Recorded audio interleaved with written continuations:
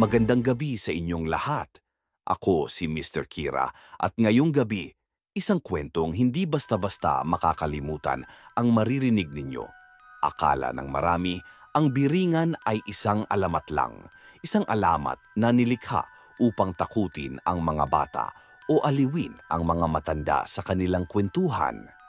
Ngunit paano kung ang isang maling liko, isang maling hakbang, ay magdala sa iyo sa isang lugar kung saan ang realidad at kababalaghan ay magkasalubong.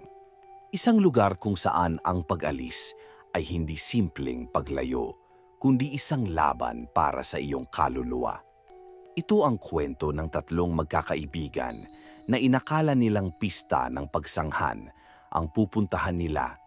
Pero sa isang iglap, nahanap nila ang sarili nila sa biringan.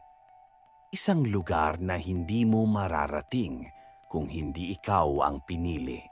Handa ka na bang makinig sa isang kwentong magpapatanong sa iyo kung anong mga anino ang sumusunod sa iyo tuwing ikaw ay naglalakad mag-isa? Simulan na natin ang kanilang kwento. Magandang araw, Mr. Kira. Ako si Joren.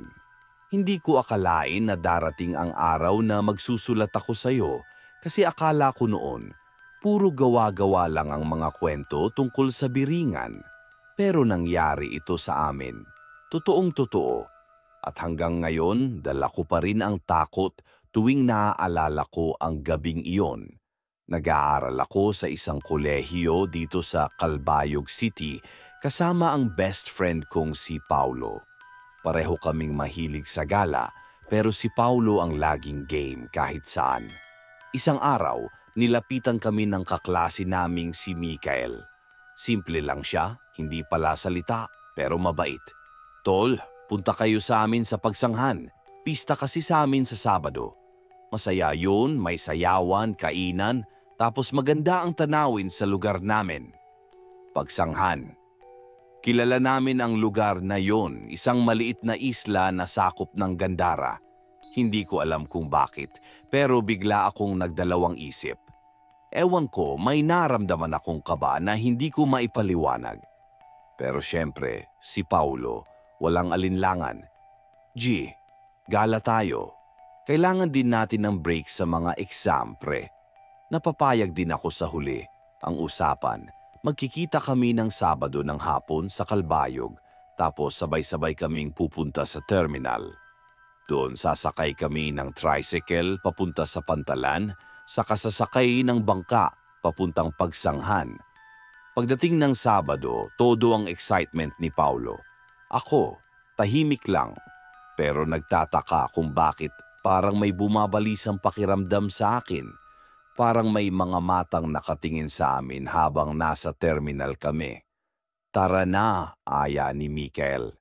Sakay kami ng tricycle, sabay kwentuhan ng kung ano-ano habang binabaybay ang kalsadang paliko-liko. Pero habang papalapit kami sa dulo ng kalsada, napansin kong parang nag-iba ang daan. Dati aspalto at sementado ang daan papuntang Pantalan, pero ngayon putikan at masikip ang nilalakbay namin. Parang hindi ito ang daan papuntang Pagsanghan na kilala namin. Tol, hindi ba't dapat sa kabila ang daan papuntang Pantalan? Tanong ko kay Mikael. Dito to dumadaan kapag pista, shortcut ito, sagot niya. Pero may tono ng pag-aalinlangan ang boses niya. Pagbaba namin sa tricycle, sinalubong kami ng malamig na hangin. Pero kakaiba ang lamig, hindi siya preskong malamig, kundi malamig na parang may kasamang bulong sa tenga mo. May nakapila ng bangka pero hindi motorized. Maliit lang ito at tanging isang matandang bangkero ang nag-aanyaya sa amin. Sakay na mga iho. Bago magdilim, wala kaming nagawa kundi sumakay. Tahimik ang biyahe. Wala ni isang alon. Masyadong tahimik ang paligid. Ni huni ng ibon o alingaw-ngaw ng tubig, wala. Paglapag namin sa Pampang, sinalubong kami ng mga taong nakangiti. Pero ang mga ngiti nila, Mr. Kira, walang kaluluwa. Para silang mga mannequin na inutusan lang ngumiti. Welcome sa pagsanghan. Bati ng isang babae na may puting-puti ang mata. Walang pupil, parang blankong bola lang. Kinilabutan ako. Si Paulo medyo nagbibirong nagtatawa pero halatang pilit. Si Mikael naman, kita ko sa mukha niya ang pagkalito. Parang hindi ito ang pagsanghan na alam ko, bulong niya sa amin. Naglakad kami papasok sa lugar. Ang mga bahay lumang-luma sa itsura pero parang bagong gawa. Ang mga kalsada malinis pero wala kang mararamdamang buhay sa paligid. Walang ingay, walang bata, walang kahit anong natural na tunog. Tara, dun tayo sa plaza, nag-aabang na ang handaan, sabi ng babaeng walang pupil. Pero habang naglalakad kami, napansin ko ang isang matandang babae sa gilid ng kalsada. Nakaupo siya sa ilalim ng punong kahoy, tila nag-aabang. Hindi siya tumitingin sa amin pero habang lumalapit kami, bigla siyang nagsalita ng pabulong. Hindi ito ang pagsanghan na hinahanap ninyo. Sumunod kayo sa akin kung nais ninyong makabalik. Lumingon ako sa mga kasama ko, si Paulo, nagkibit balikat. Si Mikael naman, namutla. Si Lola Iska, hindi ko alam kung bakit pero parang kilala ko siya. Bulong niya. Walang ano-ano. Lumapit si Lola Iska sa amin at nagbigay ng isang matamis na ngiti. Yung tipong ngiti ng isang lola na matagal ka nang hinihintay. Pero sa likod ng ngiting iyon, may dala itong bigat, isang babala na hindi ko maipaliwanag. Kung hindi ninyo ako susundin ngayon, baka hindi na kayo makabalik pa, dagdag niya.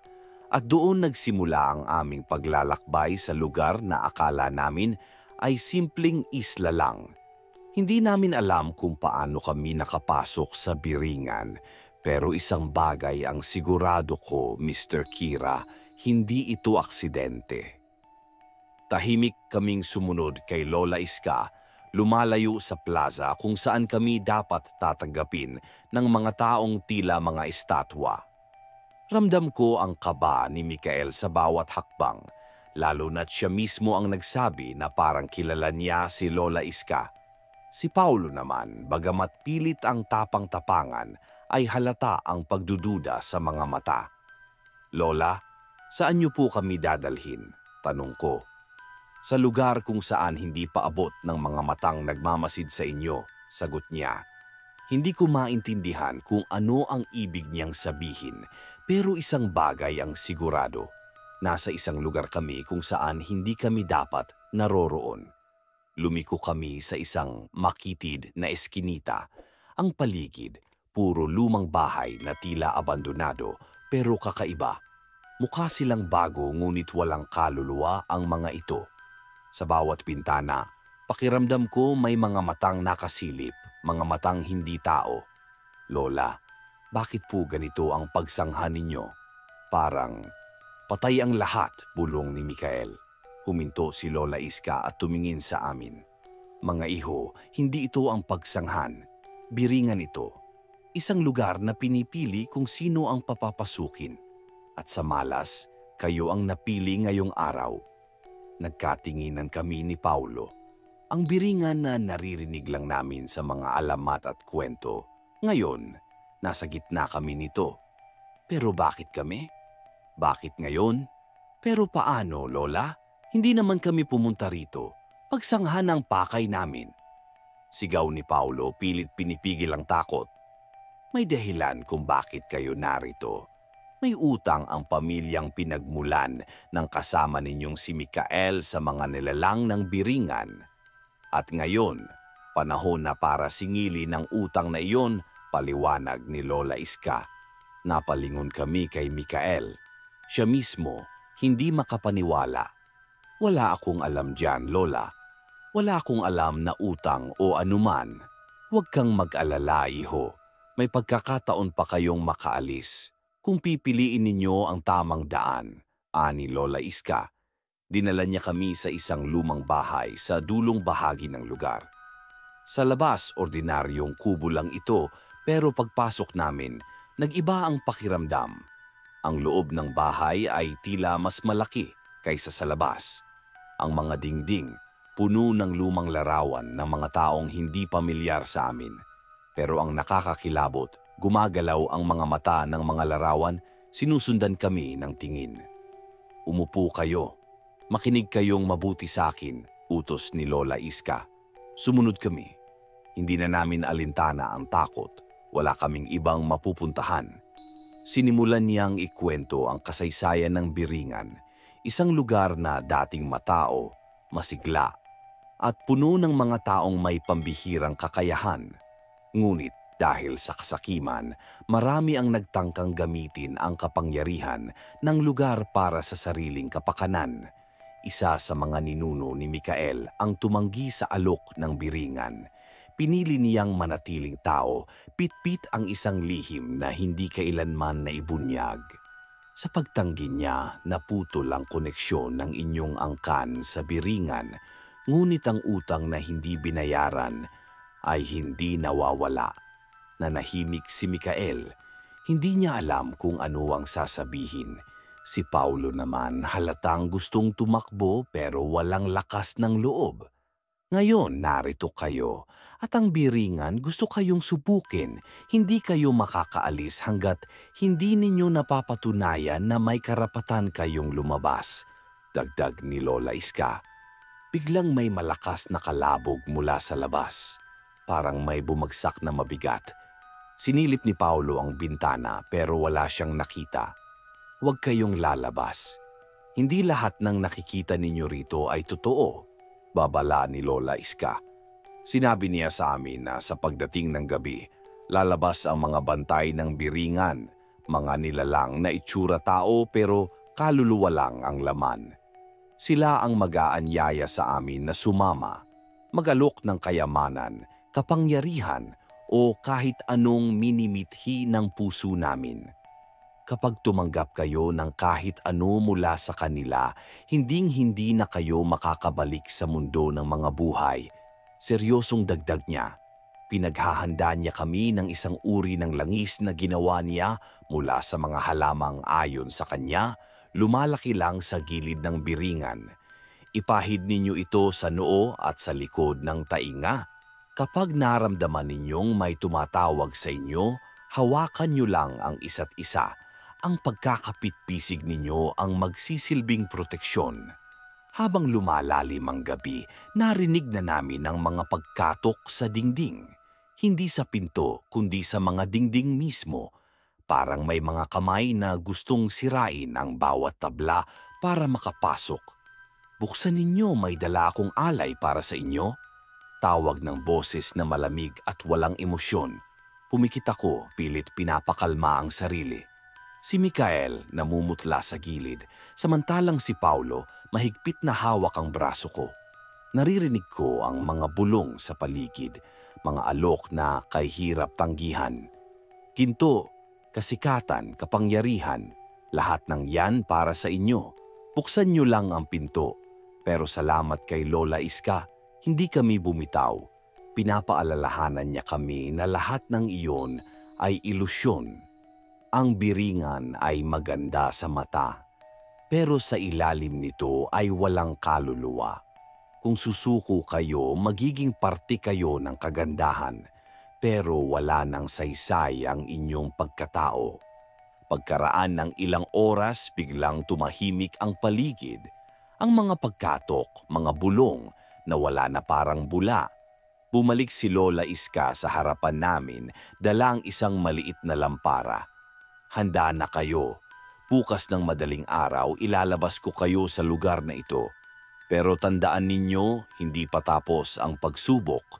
Sa oras na yon, alam naming hindi pa kami ligtas. Ang gabing iyon ay simula pa lamang ng mas matinding labanan, isang laban para sa aming kaluluwa. Madaling araw, ginising kami ni Lola Iska. Malamig ang hangin pero hindi ito ang karaniwang lamig ng umaga. Parang lamig na tumatago sa buto, isang paalala na hindi pa kami ligtas sa bingit ng panganib. Mga iho, oras na para umalis, bulong niya habang isinusuot sa amin ang mga kwintas na gawa sa pinatuyong dahon at bato. Ito ang magsisilbing proteksyon ninyo sa mga matang nagbabantay. Lumabas kami sa lumang bahay at tumambad sa amin ang isang kalsadang hindi kanina roon. Isang makipot na daan na tila hinabi mula sa dilim. Ang paligid tahimik pero ramdam ko ang mga matang sumusunod sa bawat galaw namin. Lola, paano niyo po alam ang daan palabas? Tanong ko. Pilit pinapakalma ang kumakabog kong dibdib. Huminto siya, tumingin sa akin at ngumiti. Pero sa ngiting iyon may halo ng lungkot. Dahil minsan na rin akong naging tulad ninyo. Ako ang pinakahuling mortal na piniling mamuhay sa biringan. Pero hindi ko kinaya ang halimuyak ng kasinungalingan sa lugar na ito. Tumakas ako, pero may kapalit. Hindi ko alam kung anong klaseng kapalit ang tinutukoy niya, pero ramdam ko ang bigat ng kanyang pinagdaanan. Naisip ko tuloy, baka kaya niya kami tinutulungan ay dahil nakikita niya ang sarili niya sa amin. Bakit po kayo pinayagang makaalis noon? Usisa ni Mikael. Hindi ako pinayagan. Kinuha nila ang anak ko bilang kapalit. Sagot niya. Diretsyong salita na parang kutsilyong tumarak sa puso. Napatahimik kami. Si Paulo na laging may birong nakahanda, ngayon ay walang imik. Nagpatuloy kami sa paglakad. Habang papalapit kami sa dulo ng daan, napansin naming nagiging malabo ang paligid. Parang gumagalaw ang mga anino umiikot sa paligid namin.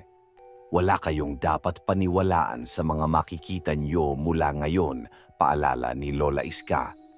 Ang biringan, susubukin ang inyong loob. Kapag may nakita kayong mahalaga sa inyo, huwag kayong papatol. Ilusyon lang yan. At doon nagsimula ang pagsubok. Una, si Paulo ang tinarget. Sa gilid ng daan, lumitaw ang imahe ng kanyang ama, isang sundalo na matagal nang namatay. Humihingi ito ng yakap, umiiyak, tinatawag siya sa pangalan. Paulo, anak, tulungan mo ako. Malamig dito. Yakapin mo ako. Nanginginig ang kamay ni Paulo. Kita ko sa kanya ang pag-aalinlangan, ang sakit ng biglaang pagbabalik ng alaala ng kanyang ama. Pero bago siya makagalaw, hinawakan ni Lola Iska ang kanyang balikat. Hindi siya ang ama mo, Paulo. Isa siyang aninong gustong akitin ang kaluluwa mo. Pumikit si Paulo. Pinilit ang sariling wag tumingin at sabay hawak sa braso ko. Ramdam ko ang panginginig ng kanyang katawan pero hindi siya bumitaw. Sumunod si Mikael ang sinubok. Sa kaliwang bahagi ng daan, nakita niya ang kanyang lolo. Ang lolo niyang ayon sa kanya ang pinakamalapit niyang kamag-anak. Nakatayo ito. Hawak ang isang kahon na kumikislap ang loob. Iho, para sa iyo ito, isang kayamanang magpapalaya sa ating pamilya. Tumigil si Mikael. Kita ko ang pagkalito sa kanyang mukha. Sa bawat hakbang niya papalapit sa imahe ng kanyang lolo, mas lalo akong kinabahan. Pero bigla siyang huminto at tumingin kay Lola Iska. Lola, kung totoo siyang lolo ko, bakit hindi ko maalala ang mukha niya? Tanong ni Mikael. Ngumiti si Lola Iska. Tama ang pakiramdam mo, iho. Hindi lahat ng pamilyar ay totoo. Minsan, masyado tayong natutokso sa alaala, nakakalimutan nating tignan kung anong narito sa harapan natin. Umiling si Mikael at lumapit pabalik sa amin. Hindi niya tinanggap ang alok ng imahe ng kanyang lolo. Sa akin naman sumunod ang biringan. Sa kanan ng daan, nakita ko ang aking ina. Umiiyak siya, hawak-hawak ang isang larawan naming mag-ina. Joren, anak, bakit mo ako iniwan? Halika, umuwi na tayo. Muntik na akong mapaluhod. Sa aming tatlo, ako ang may pinakamaraming hinanakit sa pamilya. Gusto kong yakapin ang imahe ng aking ina. Gusto kong alisin ang lungkot sa kanyang mukha. Pero naalala ko ang babala ni Lola Iska. Napapikit ako, pinisil ko ang kwintas sa leeg ko at pinilit ang sarili kong wag lumingon. Hindi ka ang nanay ko. Hindi ito ang bahay ko. Hindi ito ang mundo ko. Pagdilat ko, Wala na ang imahe. Tanging ang daan na lamang ang nasa harapan ko. Ang paligid nagsimulang lumiwanag. Ang mga anino unti-unting naglaho. Malapit na tayo, sabi ni Lola Iska. Pagdating namin sa dulo ng daan, tumambad sa amin ang isang ilog. Sa kabilang pampang nakita namin ang totoong pagsanghan. Matao, maingay, puno ng mga banderitas at tugtugan. Ang tunay na pista. Sa ilog na ito wala nang balikan. Hindi na kayo dapat bumalik sa Biringan kailanman. Lola, paano po kayo? Tanong ko. Ngumiti siya.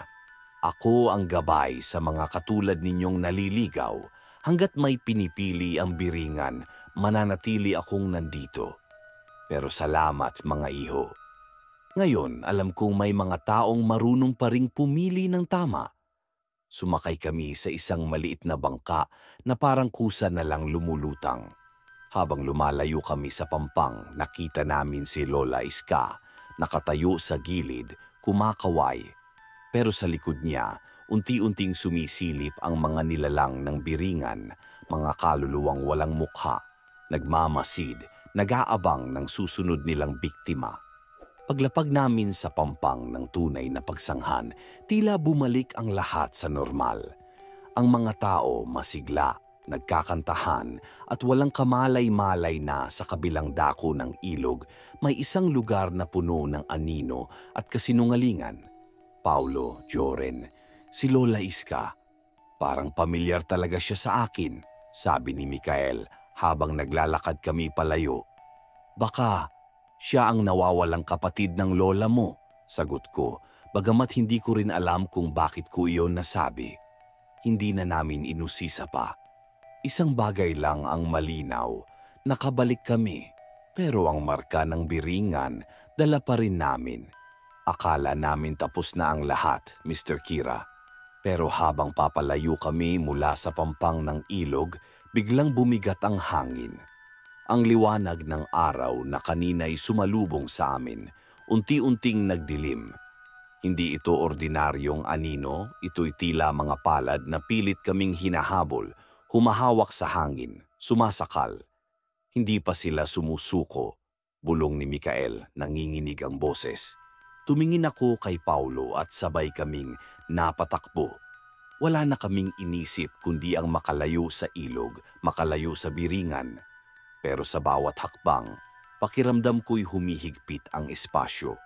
Ang mga kalsada ng pagsanghan nagiging maze, umiikot. Bumabalik kami sa parehong iskinita kahit ilang beses kaming lumiko.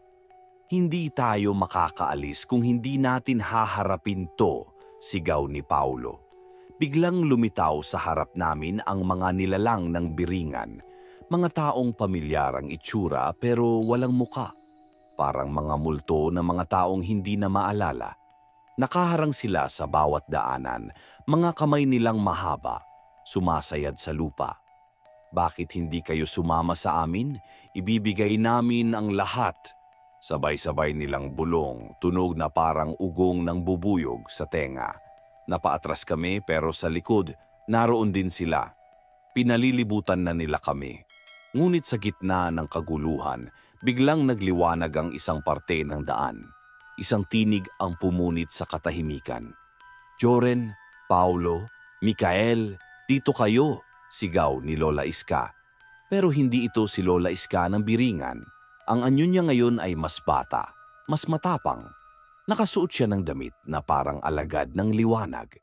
Hawak niya ang isang baston na tila gawa sa pilak at sa bawat hampas niya sa lupa, umaatras ang mga nilalang ng Biringan.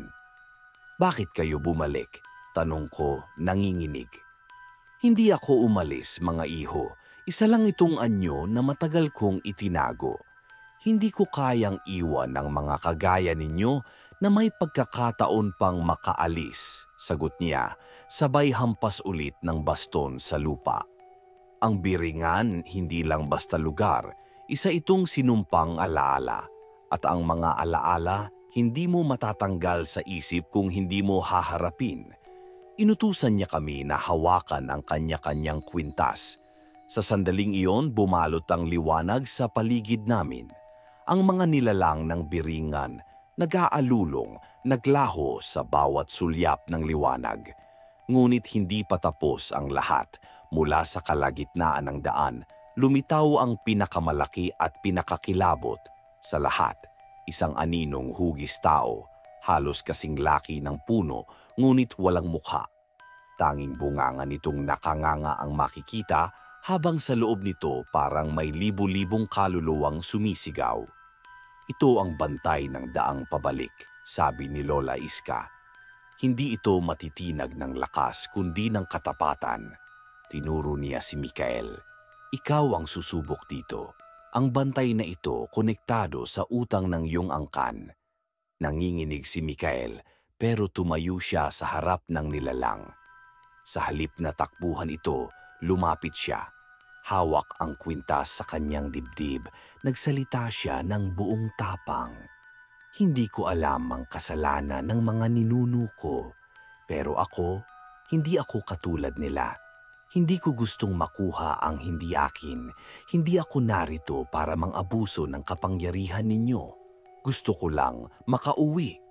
Sa di inaasahang pagkakataon, biglang tumigil sa paggalaw ang nilalang. Ang bunganga nitong kanina'y punong-puno ng sigaw, biglang nagsara. Ang katawan nito tila usok na hinipa ng hangin, naglaho na lamang. Tinanggap ng biringan ang iyong katapatan, sabi ni Lola Iska.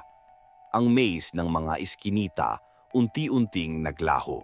Sa harapan namin, lumitaw ang isang makitid na tulay na gawa sa kawayan, pero maliwanag at kumikinang, tila gawa sa liwanag ng buwan. Yan ang daan pabalik, pero tandaan ninyo ang biringan ay hindi basta-basta nagsasara ng pinto. Kayo ang pumipili kung kailan ito muling magbubukas para sa inyo. Paalala ni Lola Iska. Isa-isa kaming tumawid sa tulay. Sa bawat hakbang, nararamdaman ko ang bigat na unti-unting bumababa sa balikat ko. Pakiramdam ko, bawat aninong sumama sa amin, isa-isang nawawala. Paglampas namin sa tulay, napansin kong nasa gilid na kami ng Calbayog City. Sa pamilyar na kalsada kung saan kami unang naglakad papuntang terminal. Wala ni isang bakas na kami galing sa biringan, pero ang oras hindi bumalik. Parang wala pang isang oras mula nang kami umalis. Ngunit sa kaloob-looban ko, alam kong hindi na kami pareho. Tol, ang daming nagbago, bulong ni Paulo. Si Mikael tahimik lang, pero may bigat sa kanyang mga mata na hindi ko maipaliwanag. Lumingon kami pabalik, pero ang daang pinanggalingan namin wala na. Tanging ang hangin na lamang ang nagdala ng mga huling salita ni Lola Iska. Buhay kayo hindi dahil sa swerte, kundi dahil pinili ninyong lumaban. Nagpatuloy kami sa paglakad, hindi na muling lumingon. Pero alam naming dala pa rin namin ang marka ng biringan, isang paalalang hindi lahat ng daan ay dapat tahakin. Pagbalik namin sa Calbayog City, akala namin tapos na ang bangungot. Ang mga kalye, puno ng ingay at buhay. Ang mga tao, abala sa kani-kanilang gawain, walang kamalay-malay sa mundong pinanggalingan namin. Tol, para lang tayong naglakad sa isang panaginip, sabi ni Paulo habang nakatingin sa mga estudyanteng nagmamadali sa kalsada. Pero iba, Paulo, parang may naiwan pa sa atin, sagot ko. Pilit sinusuri ang paligid, parang may kulang. Mula nang makalabas kami ng biringan, hindi na nagsalita si Mikel. Tahimik siyang naglalakad, nakayuko, habang hawak-hawak pa rin ang kwintas na ibinigay ni Lola Iska. Mikael, ayos ka lang ba? Tanong ko. Tumango siya, pero hindi siya tumingin sa amin. Sa gilid ng mata ko, napansin kong anino niya, kumikilos ng hindi tugma sa kanyang galaw. Sa bawat hakbang niya, ang anino niya'y parang may sariling buhay. Tol, nakita mo yun? Tanong ko kay Paulo. Oo, pre. May mali talaga. Huwag kang lumingon pero may sumusunod sa atin, Sagot niya, pasimpleng sumisilip sa salamin ng mga nakaparadang motor. Pagdating namin sa isang karinderya, naupo kami at nagkunwaring normal lang ang lahat. Pero habang kumakain, biglang nagdilim ang paligid.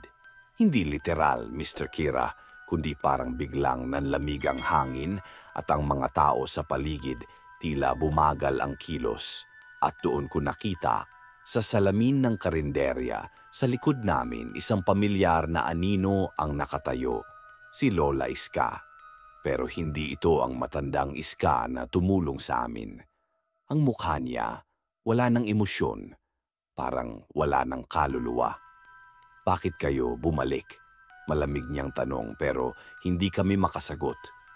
Mali ang inakala ninyo. Akala ninyo nakalabas na kayo. Pero ang biringan, hindi binubuksan ang daan ng walang kapalit, dagdag niya. Si Mikael biglang tumayo. Anong ibig mong sabihin, Lola? Nakalabas na kami. Ngunit ngumiti lamang siya, isang ngiting walang saya. Hindi kayo lumabas. Kayo ang dinala ng biringan palabas. At sa bawat taong lumalabas, may piraso siyang iniiwan at may piraso ng biringan na dinadala.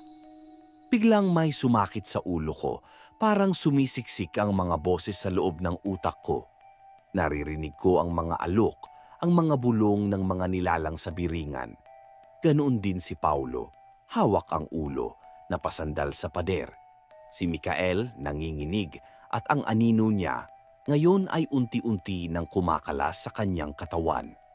At ngayong kayo ay nakalabas, dala ninyo ang mga mata ng biringan, hindi na ito mawawala. Mula ngayon, kayo ang magsisilbing pinto ng mga susunod na papasok sa lugar na iyon, sabi ni Lola Iska habang ang anyo niya'y unti-unting nagiging anino. Bakit kami? Sigaw ni Mikael. Dahil kayo ang pumili. Pinili ninyong labanan ang tukso pero ang biringan hindi basta-bastang natatalo. Ngayon, kayo ang magiging mga tagapagdala ng mga kwento, ng mga susunod na nawawala, bulong niya. Sa isang iglap, naglaho si Lola Iska, pero ang paligid nanatiling malamig. Ang mga tao bumalik sa normal, pero sa aming tatlo, alam naming hindi na kami pareho. Pag-uwi ko ng gabing iyon, natulala ako sa salamin. Sa unang tingin, ako pa rin ang nasa refleksyon. Pero sa bawat kibot ko, may kaunting delay. Parang may ibang anino sa loob ng salamin na gustong lumabas. Tumawag si Mikael kinabukasan.